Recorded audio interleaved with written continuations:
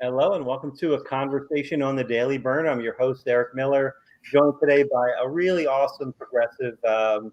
Your resume is just outstanding. Former gubernatorial candidate, House candidate, lawyer, professor, AD candidate, Bernie Sanders surrogate, who wrote an op-ed that should not have been walked back. An author. Your new book is called Break 'em Up, and we're going to talk about that, focusing specifically on big tech, because that's kind of a news item of the day. Zephyr Teachout, how you doing, Zephyr? I'm doing well, and it's really great to be on the show. I really appreciate you having me on. Yeah, thanks for taking some time to talk with me. I followed you for years, and you really are a leading voice on the left. And you do that thing where you frame things, you move that dynamic range of what's within the conversation, and it's absolutely inspiring. And thank you for all of your work here at Zephyr.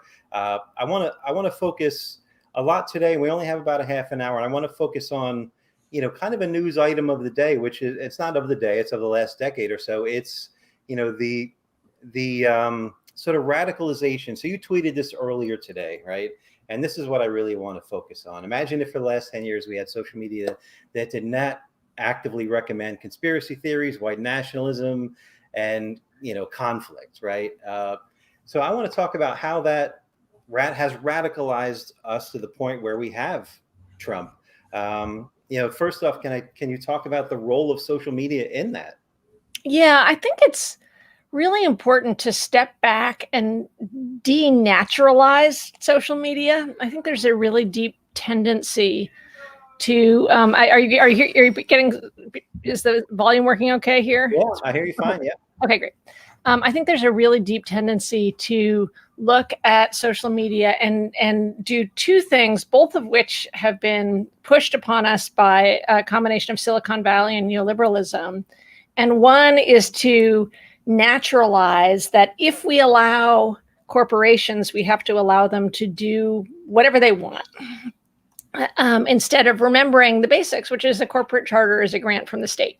And we allow corporate charters as a public policy matter. And so if there are corporate charters that are not serving the public interest, we can rethink that. We can have an economy and a corporate sphere designed the way that we want to. That's the sort of the deep lie, I think, for a lot of citizens. So we naturalize well, I guess there's nothing we can do. And it's especially true when it comes to tech.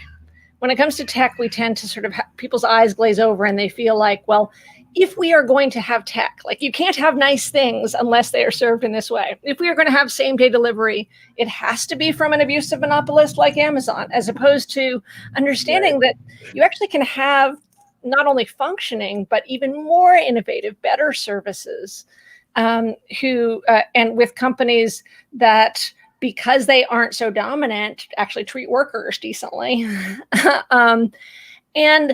And that we don't need to allow all business models at all times. So how this relates to what's happening right now is that there's a long history of companies that have come to serve quasi-public roles, and that there's an advantage to having them somewhat centralized.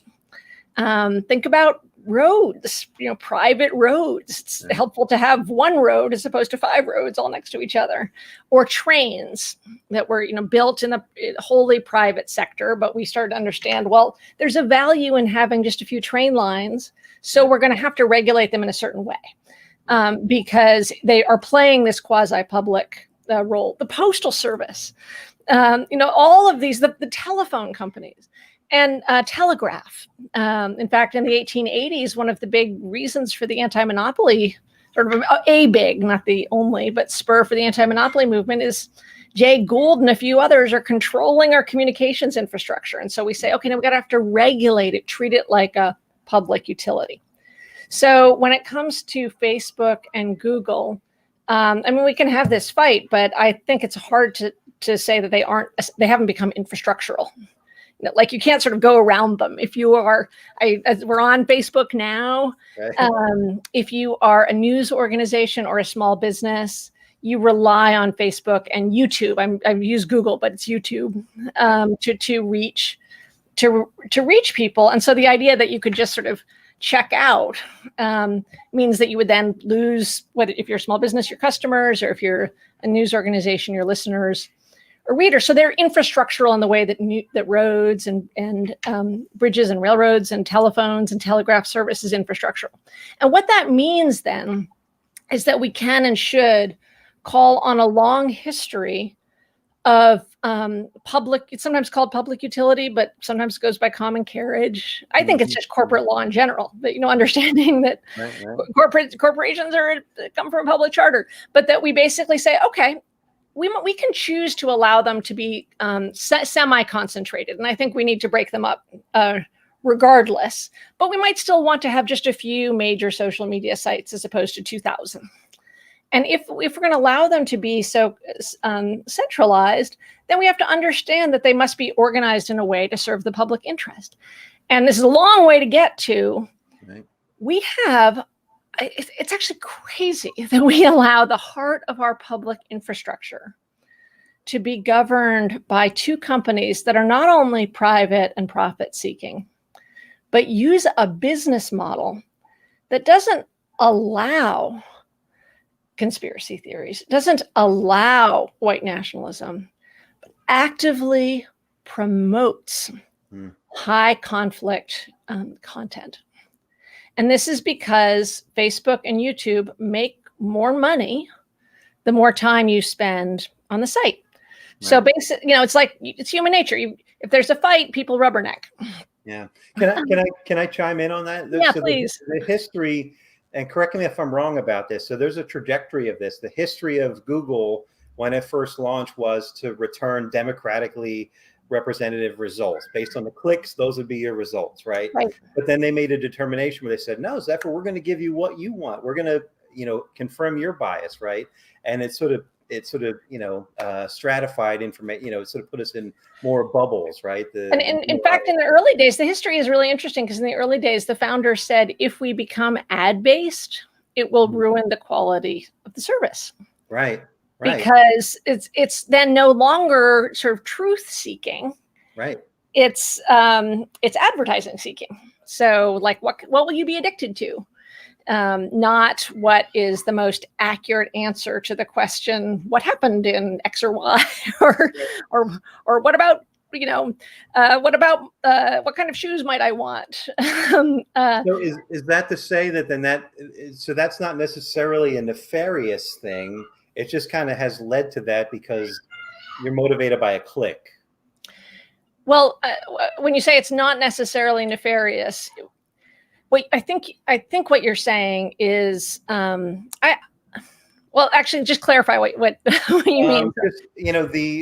I guess it's just purely profit motive, right? It's the model is clicks, right? So whether it leads you to radicalization or just the custom experience that you like, it doesn't matter. The motive was the same, profit. Yeah, I mean, I'm actually glad you're calling this up because it's my basic concern is the business model, and there are other concerns, including that the tech industry is just overwhelmingly white and has huge problems of sexism, and there's no doubt that the algorithms that you write reflect the biases that you bring, and those create really serious problems in the algorithms. I think it's important to point that out, but also then to say, we just can't allow this business model to be at the heart of our democracy.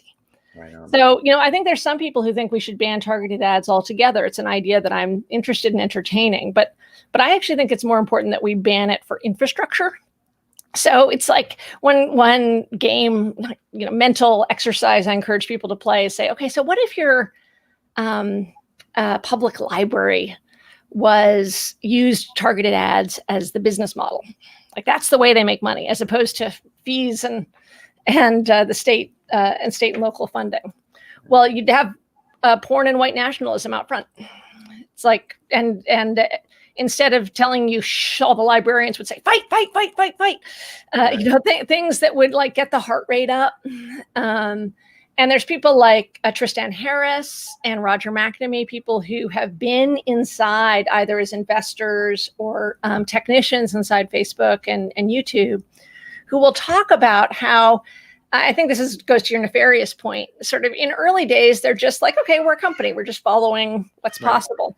And then they realized the real a democratic danger of what they were designing, which is, I'm going to look at you, Eric, and maybe in the early days you'll stay on Facebook because of dancing cats. But how'd you know? but it turns out, oh, FOMO. Well, if you're missing out, that's a major reason people will stay on. So let's get those 19-year-olds and make sure that that will tap into their natural social anxieties and anger. Well, that's something that really keeps people present. And so basically, the deep conspiracy theories, anger, conflict, white nationalism, all of those are things that you could say the algorithm promotes, but these are public policy choices. And I guess this is what relates to roads and water and bridges and telephones is once we realize that something plays this essential public role, then what we have said in the past is, okay, then there's certain kinds of business models you can't have. You can't overcharge in this way. We're going to regulate your pricing. We can't allow you to use that sort of role at the heart of our democracy to gouge others, to undermine the access to this communications infrastructure. And so I think we should call on this long history of public utility regulation to say, yeah, Facebook, YouTube, you can exist. And there's this amazing way that people can pay for it, which is paying for a service the way they pay for your phone bill every month. And it would be like $1 to $15 a month. It wouldn't be that expensive to be able to have access to social media that wouldn't be bent on destroying our democracy. And I do feel like I've sort of skipped a step here. All of that's theory. What we know, what Facebook's own data has shown us is that 2/3 of the people who join extremist groups do so because Facebook's algorithm has recommended those groups to them. Yeah, that's something everyone should be aware of. That's such a powerful point. That's such a powerful point. And it's like, you may say, well, it wasn't recommended to me. Right. But Facebook is looking for each of our sort of weaknesses and addictions. And it may be that most of the time you're looking at dancing cats still. But if the overall machine is turning towards extremism and conspiracy theories, it's so dangerous. Like, imagine if our postal service was designed that way. So you may wonder how this connects to break them up, because it sounds like I'm talking about regulation, not antitrust. And one other fiction that I think we've just got to bust up, speaking of busting up, is the idea that regulation and breaking up are two different approaches as opposed to complementary approaches. Right. Like, we didn't bust up the big banks, and guess what? They came and destroyed Dodd-Frank, the regulation, because we didn't go after the root of power. So I think the other response to this moment is to say we should clearly be supporting the state AG's lawsuits to break up Facebook, the lawsuits against Google. I really hope that the Biden administration, unlike the Obama administration, which was just sort of snuggled in with big tech, really understands the scope of the democratic crisis. And if people think it can't get worse, like this week was terrible, but it can get so much worse. If you look around the world and you look at what the genocidal activity in Myanmar, right. Where officials used, now they may not know the technical parts of it, but everybody knows that high conflict content moves quickly on Facebook and is viral. So use that to push ethnic cleansing with horrific results. And there's extraordinary anger in other parts of the world.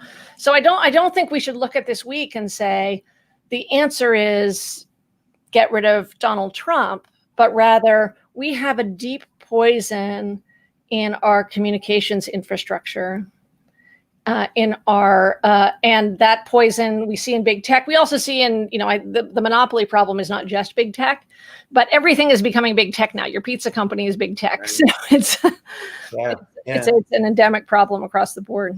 Yeah, Amazon just bought some planes and they have AWS. Their footprint is immeasurable. Yeah. The one thing that I want to underscore, and please talk to this, is, sometimes this might get misframed, particularly by bad faith actors, as a First Amendment issue, Yeah. Which it clearly is not, right? Yeah. Yeah. Especially this week, there's, well, I'm going to go over here and start my own, hateful social media site or whatever. Can you talk about responding to that? Yeah, well, there's two parts of it.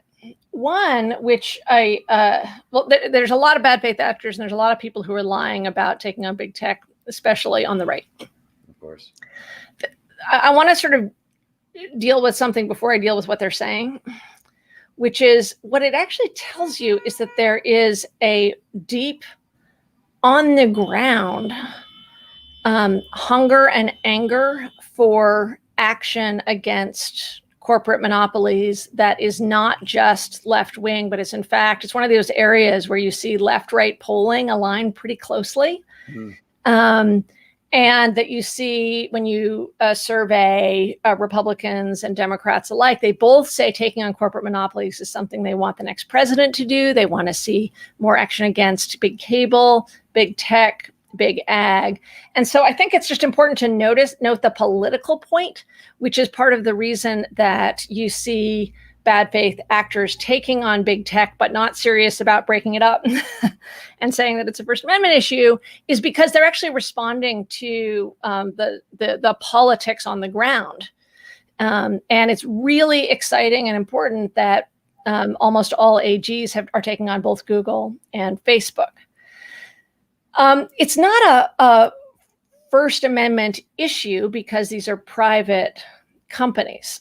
Right. But it's such a hard issue to engage in because that's the wrong debate to be having. It's still really troubling. Like, I don't see this as a First Amendment issue, but I do think it's really troubling to cede power to Zuckerberg and say, well, Zuckerberg should be able to do whatever he wants and we should just pressure him. It's sort of accepting him as minister of truth, who we have no accountability over, and we should go beg, like, please take down this person, please take down that person.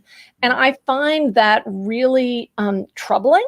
And though I do think that it was, I don't even want to say the right thing to do. It's more like that Facebook has been the arsonist, and at this moment, cutting off the oxygen for Trump's insurrectionism is really important. But I don't think we should be praising or defending, but going to the deeper issues here. And so the First Amendment debate is the wrong debate, but we have to be really honest about what too much power means. It is too much power. Google has too much power. Bezos has too much power over American consumer goods, over workers, and over sellers. Google, YouTube, and Facebook have far too much power over journalists, over newspapers, and over individuals. We should not feel happy that Zuckerberg could wake up tomorrow and say, I'm going to change my algorithm and crush the Cleveland Plain Dealer. And that change of algorithm has happened many times over the last few years. And you'll talk to editors and publishers who are like, they're necessary supplicants to this totally illegitimate boy king, who is like, okay, I think this will make me more money. Sometimes it makes them more money. Sometimes it doesn't. But it's a degree of whimsy over our communications infrastructure, which is frankly terrifying. And I think you don't have to give the bad faith actors any credit to say that is true. That's still true. Right. It's just that Jim Jordan isn't serious about that. This is not the Jim Jordan is not actively doing what could be done to take on big tech. And I think there's a related debate, as long as we're on this topic. I don't spend a lot of time in my book on it, about Section 230, where you'll see a lot of Republicans talking about Section 230. I think Section 230 needs serious reform. And the way that I would like to see it reformed, it's trouble because I really want to see basically the public utility model, but is say, if you promote something, then you're liable for it. Right. But it's this, it's just because you hear Jim Jordan talking about 230 doesn't mean he's serious about 230. So it's It's there's like the depth of bad faith is really, really makes it sometimes hard to have good faith conversations, but it is essential. Like, don't let your anger at right-wing politicians, at bigots and white nationalists and racists, at the insurrectionists, at Trump, at Hawley, at Cruz, all of which is wholly legitimate. And I think accountability is key, but don't let your anger make you say, well, therefore I'm going to run into the arms of Zuckerberg and Google and Amazon. It's definitely a Scylla and Charybdis. It's, white now two different forms of authoritarianism. Right. It's corporate authoritarianism and white nationalism authoritarianism, and they're both extremely dangerous. And neither, you should run to neither to get comfort from the other. Are those the two biggest obstacles to getting to that common carriage state, the breaking them up state that you're hoping for? And I'll pull up your book in a moment. Is, the bad faith actors muddying the waters because they're bribed to, right? And sort of the propagandistic effects of that, right? Are those the two biggest obstacles to getting to? Well, we are in a whole new world right now, and I don't want to be Pollyannish because things are pretty bad in so many different areas, but there's opportunities in antitrust that just don't exist in other areas politically. The House Antitrust Subcommittee, led by David Cicilline, who's also been one of the leaders in the impeachment push, held a year-long investigation, got over 1 million documents looking into big tech, made some extremely aggressive, strong recommendations, including, although they don't use the word public utility, including asking both breakups and looking for non-discrimination regimes, which is basically like these should be neutral platforms, not platforms picking and choosing what is promoted if they're going to play this central role. The Republicans on the committee, even though they disagreed with some of the recommendations, actually agreed with a lot of the analysis. And when I was talking about the on the ground interest, I'd say this is something that Pelosi should push. She should turn that report into legislation. There's really interesting people on that committee, Jayapal, my hero, and but also some much more moderate Democrats who've all come together. So the politics around antitrust and taking on big tech are different. I think you take that to the Senate and you have real opportunities. Biden has huge opportunities here. I actually think that the challenge here is getting Biden, who has shown that he is movable. In the last month, we've seen movement on the $2,000 check-in on impeachment. Getting Biden to whether he says it publicly or not, to say, okay, I'm going to be the first trust buster in 40 years. Yeah. Because it's an area where presidential leadership makes a huge difference, because the powers of the FTC, the powers of the DOJ, and the energy that would bring. And by the way, it's good politics because it also helps unlock this glut of cash that is sitting with investors instead of in workers and small businesses. It's like the degree of mental block after 40 years of thinking, right, what is good and efficient for big business is good. Consumer prices are the only thing we should worry about. That mental block is enormous. It's really changing, but we got to get to Biden. Yeah.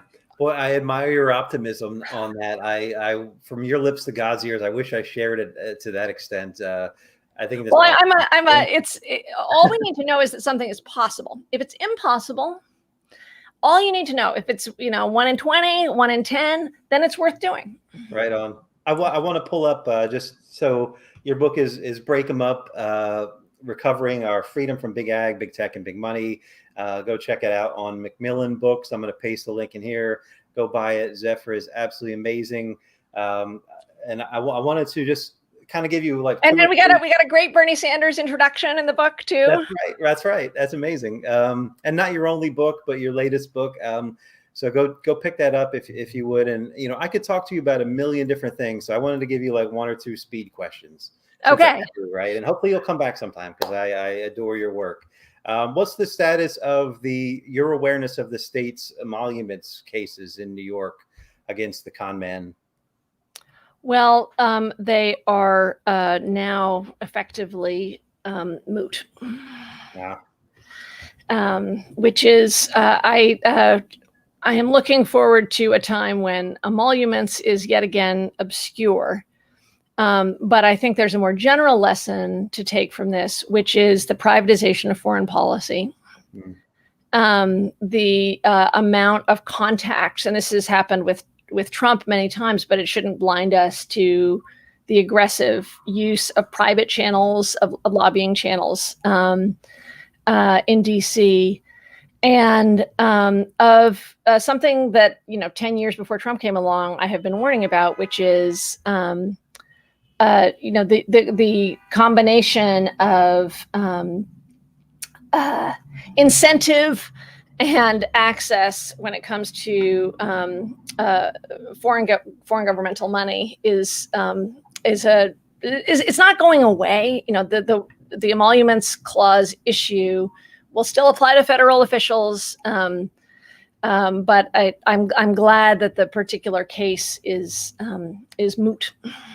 Yeah. And then we'll never have a glaring example like him. It is, boy. I hope not. Yeah. And thanks for your work on that. Andrew Yang filed to run for governor. What's your thoughts on that? Well, I think he's running for mayor. Mayor, that's right. Yes, right. He's not my candidate. Okay. All right. And then I guess just what's next for you? You just put this book out. I hate to ask you immediately after you put it out, what are you going to do now? Right. But, you've run for public office several times, and you certainly, like I said, you've certainly achieved this great deal of national profile and so forth. And your books are amazing. What's next for Zephyr? I mean, that we've talked about big tech today, but I think it's and the book is talking about anti-monopoly. But I really think we're at this inflection point where we have to imagine what a moral economy looks like.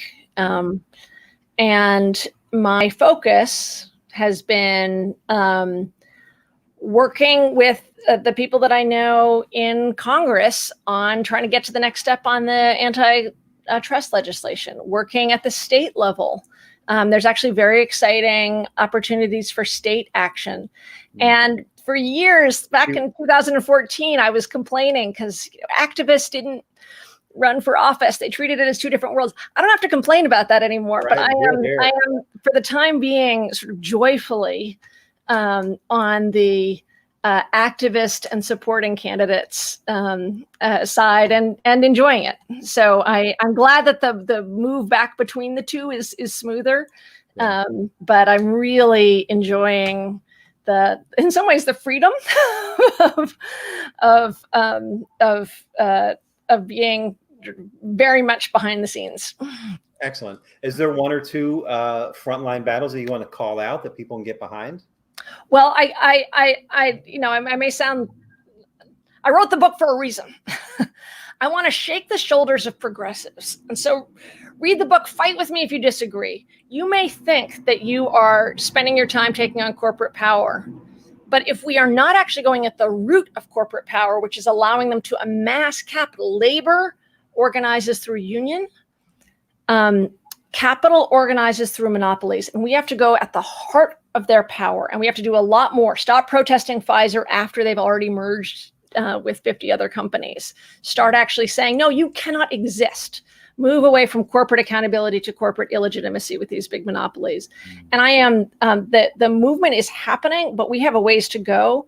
And I think there's a tendency to focus on the individual policies as opposed to the power. So my hope is that we start to have thousands of anti-monopoly leagues around the country in the way that we did in the late 19th century, really start organizing and do it at the local level too. Do it at the local level too. It's not just your city can have a rule about how Seamless treats restaurants. Just as well, and delivery people. That's a core anti-monopoly rule that your city or town can have. So it's really getting the left to refocus on power. Right. Excellent. it's happening. I mean, I'm not the only person doing this. A lot of people are doing it, and Bernie's been doing it for a long time. But if you remember the last time there was a sit-in in the FTC, you're an unusual person, because that isn't happening right now. We haven't had that kind of, where were the protests when Dow merged with DuPont? Right. So, yeah. Well, I protested Comcast in Philly. So what that? And I include that because the protest against Comcast in Philly was a model. It was great. Yes. And so it was one of those few real anti-monopoly protests. So thank you. Excellent. My pleasure. Thank you. I was inspired by you, of course. Well, Zephyr, it's been a pleasure to chat with you. I'm being mindful of the time. I know you have something else you have to drop off for, but please come back anytime. There are a million topics I would love to pick your brain on. Like I said, I think you're a thought leader on the left, and I admire your work heretofore, and can't wait to see what else you do. And just thank you for taking some time to chat with me today. Oh, it's really great to talk to you. We could have gone on for a long time. Take care. Thank you. Bye-bye. Talk to you later. Bye.